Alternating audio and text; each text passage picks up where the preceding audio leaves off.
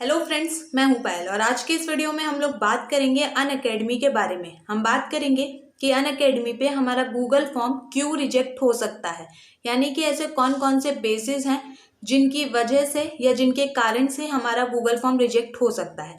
कुछ लोग इसके बारे में पूछ रहे थे तो मैंने सोचा कि इस पर एक वीडियो बना देती हूँ।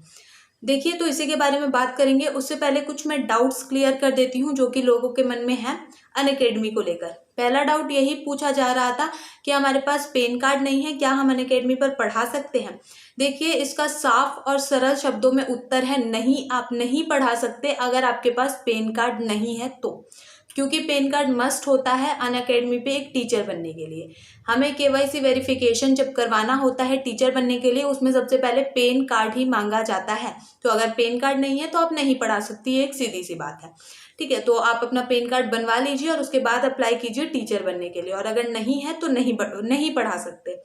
इसके अलावा भी कुछ क्वेश्चन थे। लोग पूछ रहे हैं कि हमें पहले की तरह पढ़ाना है कि अनअकैडमी पर सिर्फ हमारी आवाज़ आए और हमारा लेसन दिखता रहे, हमारा चेहरा ना दिखे। तो ये भी नहीं हो सकता है, क्योंकि चेहरा दिखेगा जब आप लाइव आकर पढ़ाएंगे।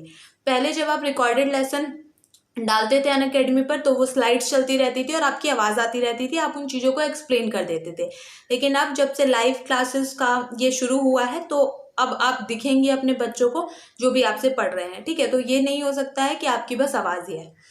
तो इसके अलावा कुछ क्वेश्चन आ रहे थे नेट की स्पीड वगैरह को लेकर कि भाई कितनी स्पीड होनी चाहिए। तो देखिए, इस पर एक वीडियो मैंने बना दिया है। मैंने एक वीडियो बनाया था कि गूगल फॉर्म कैसे भरते हैं।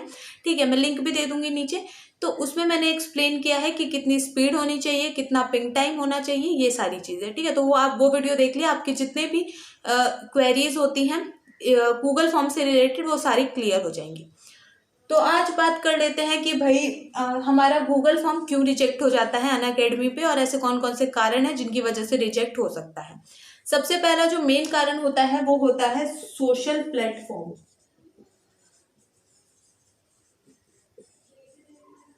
सोशल प्लेटफॉर्म का मतलब है कि अनअकैडमी चाहते हैं कि हमारे यहाँ के जो एजुकेटर्स हैं वो किसी ना किसी सोशल प्लेटफॉर्म के साथ जुड़े हुए हों। वो ऐसे सोशल प्लेटफॉर्म के साथ जुड़े हुए हों जहाँ पर वो बहुत सारे लोगों से कनेक्टेड हों। ये सारे लोग जो हैं वो किसी ना किसी तरीके से जो हमारा एजुकेटर है वो उन लोगों को प्रभावित कर सके।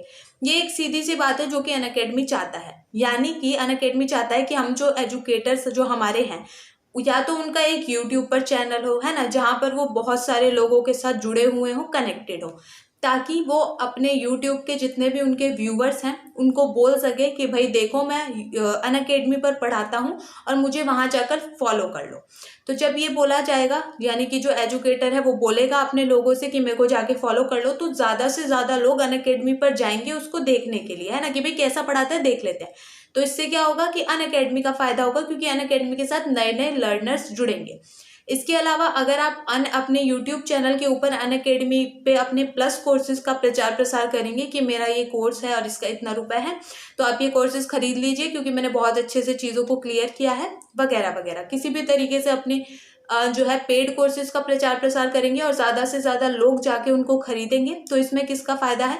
अनअकैडमी का फायदा है। तो अनअकैडमी उन्हीं लोगों को सिलेक्ट करती है जो किसी ना किसी सोशल बैकग्राउंड से, सोशल प्लेटफॉर्म के साथ जुड़े रहते हैं।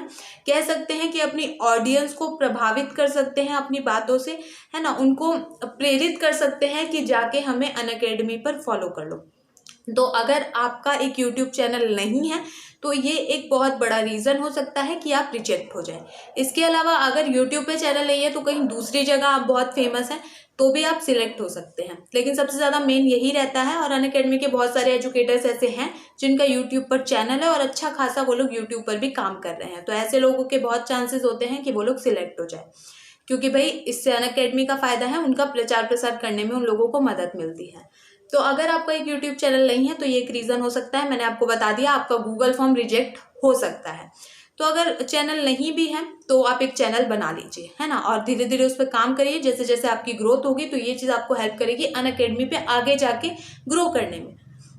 इसके अलावा जो दूसरा ये भी बात होती है कि भाई आपके यूट्यूब के चैनल पे कितने सब्सक्राइबर हैं, ये भी मैटर करते हैं। ये नहीं है कि बिल्कुल नया नया चैनल है और लोग आपसे कनेक्टेड नहीं है ज़्यादा, तो ये भी प्रॉब्लम हो सकती है। ये नहीं है कि बस एक चैनल खोल लिया आपने, उस पर काम नहीं कर रहे हैं और आपने अपना लिंक दे दिया अनअकैडमी पे फॉर्म में और आप सोच रहे हैं कि आप सिलेक्ट हो जाएंगे क्योंकि हमारा यूट्यूब चैनल है। तो ऐसा नहीं है, आपके सब्सक्राइबर मैटर करते हैं कि कितने लोग आपके साथ कनेक्टेड है, जुड़े हैं। ठीक है, तो आपने सब्सक्राइबर बढ़ाने की कोशिश करिए, लगातार काम करिए यूट्यूब के ऊपर चैनल बना के, तो ये चीज़ आपको हेल्प करेगी यूट्यूब पर भी ग्रो करने में और अच्छा खासा पैसा कमाने में, साथ ही अनअकैडमी पे भी आगे बढ़ने में। ठीक है, दूसरी चीज जो होती है वो होती है हमारी एजुकेशन और qualification, sorry education and experience. जैसे अगर किसी व्यक्ति को ज़्यादा एक्सपीरियंस है, मान लीजिए 10 साल पढ़ाने का एक्सपीरियंस है, 8 साल पढ़ाने का एक्सपीरियंस है, तो अनअकैडमी उन्हीं लोगों को चूज करेगी बजाय कि उन लोगों के जिनको कोई एक्सपीरियंस नहीं है ना। जो बिल्कुल ऐसे लोग हैं जिन्होंने कभी पढ़ाया ही नहीं है, जिनको एक्सपीरियंस ही नहीं है, तो उन लोगों के कम चांस रहते हैं कि वो सिलेक्ट होंगे, क्योंकि उनको ज़्यादातर रिजेक्ट कर दिया जाता है ये देख के कि भाई इनको कोई क्वालिफिकेशन अच्छी नहीं है या फिर इनको एक्सपीरियंस नहीं है। तो अगर आपको एक्सपीरियंस है, कुछ साल आपने पढ़ाया है, तो ये एक बहुत अच्छा संकेत है कि आप सिलेक्ट हो सकते हैं। लेकिन अगर आपने नहीं पढ़ाया, बिल्कुल एक्सपीरियंस नहीं है या बहुत कम एक्सपीरियंस है, तो ये एक वजह हो सकती है आपके गूगल फॉर्म को रिजेक्ट होने में। ठीक है, लेकिन ये भी है कि अगर आपके पास बहुत अच्छा एक्सपीरियंस भी है, फिर भी वो लोग आपको रिजेक्ट कर देते हैं कई बार अगर आपका यूट्यूब चैनल नहीं होता। तो सबसे मेन वजह अगर गूगल फॉर्म रिजेक्ट होने की बताऊं तो वो हो सकता है आपका सोशल प्लेटफॉर्म। ठीक है, इसके अलावा आपके इंटरनेट की स्पीड बहुत मैटर करती है। ठीक है, क्योंकि अगर इंटरनेट की स्पीड अच्छी नहीं हुई तो लाइव क्लासेस अच्छी तरीके से नहीं चल पाएंगी, लाइव क्लासेस के बीच बीच में रुकावट आएगी और इसका बुरा प्रभाव पड़ेगा सारे के सारे बच्चों के ऊपर। वो सोचेंगे कि भाई अनअकैडमी पे तो ऐसे ही पढ़ाई होती है और बिल्कुल ढंग की पढ़ाई नहीं होती है, बीच में क्लासेस रुक जाती हैं, कभी कुछ होता है कभी कुछ होता है। ठीक है, तो ये चीज़ गलत है कि आपका जो है स्पीड आपकी स्पीड कम है। इंटरनेट की स्पीड अच्छी होना बहुत ज़रूरी है और स्पीड ज़्यादा होना बहुत ज़रूरी है ताकि आपकी लाइव क्लासेस स्मूथली चल सके। इसके अलावा भी बहुत चीज़ें मैटर करती हैं, जैसे कि मान लीजिए आप बहुत बड़े एजुकेटर हैं। बड़े एजुकेटर का मतलब है यहाँ पर एक ऐसे टीचर का होना कि आप एक ऐसे टीचर हैं जिनकी वजह से बहुत सारे बच्चों के एग्जाम्स वगैरह क्लियर हुए हैं। कुछ टीचर्स ऐसे होते हैं जिनको हम सब जानते हैं, है ना, हम उनसे नहीं पढ़ते हैं लेकिन फिर भी हम उन्हें जानते हैं, जैसे मैथ्स के राकेश यादव सर, जिन्हें हर कोई जानता है।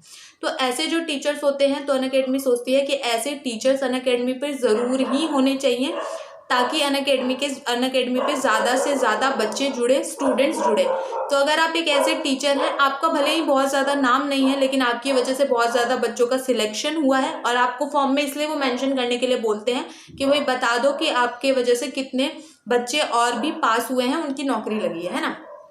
तो अगर ऐसा है आपके साथ, आपसे पढ़ के बहुत सारे लोगों की नौकरी लगी है, स्टूडेंट्स की नौकरी लगी है, तो ये एक बहुत पॉजिटिव पॉइंट होगा आपके लिए और आपका गूगल फॉर्म सिलेक्ट हो जाएगा, है ना। क्योंकि आपसे ही पढ़ के जब आगे अनअकैडमी के भी बच्चों के नौकरियां लगेंगी तो भाई ये चीज़ अच्छी होगी, अनअकैडमी का नाम होगा और ये अनअकैडमी के लिए अच्छा है। तो वो ऐसे एजुकेटर्स को भी ज़रूर रखते हैं जिन्होंने अपने बच्चों के बहुत ज़्यादा पेपर्स क्लियर कराए हों, जिनकी वजह से बच्चों के पेपर क्लियर हुए हैं। उसके अलावा जिनका नाम होता है कि भाई ये टीचर बहुत अच्छा है, इनसे हमें पढ़ना चाहिए, ऐसे टीचर्स भी आपको अनअकैडमी पर मिल जाते हैं, क्योंकि अनअकैडमी वाले उनको खुद ही बोलते हैं कि सर प्लीज़ हमारे यहाँ पर आकर आप पढ़ाइए।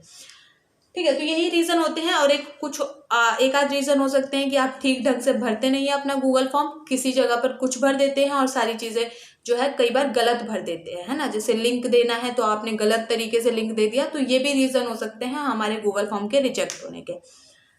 तो फिर इस वीडियो में इतना ही। कोई डाउट होता है तो कमेंट करके पूछ सकते हैं। चलिए, थैंक यू सो मच।